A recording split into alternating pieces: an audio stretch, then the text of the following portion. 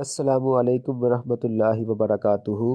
آپ کو اس ویڈیو میں جماعت نحم کا ترجمۃ القرآن کے پیپر کا پورا پیٹرن بتایا جائے گا،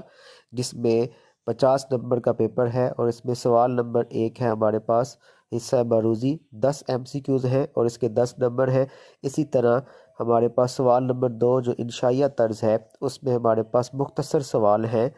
8 سوال دیے جائیں گے جس میں سے آپ کو 5 کرنے ہوں گے اور اس کے بھی 10 نمبر ہیں۔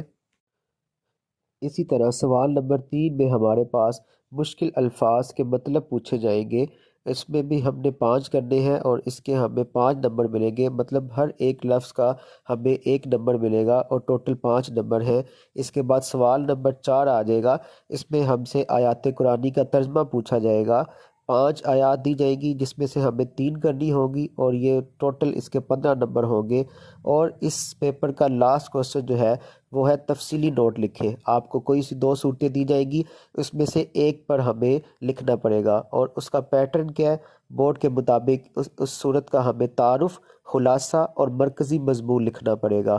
اور اس کا مکمل طریقہ میری اگلی ویڈیو میں آپ کو مل جائے گا، جس میں آپ کو نوٹس بھی ملیں گے اور اس میں باقاعدہ طور پر اس کا طریقہ بھی لکھا ہوا ہے کہ تعارف کیسے لکھنا ہے اور اس کے بعد خلاصہ اور پھر مرکزی مضمون لکھنے کا طریقہ لکھا ہوا ہے۔ شکریہ۔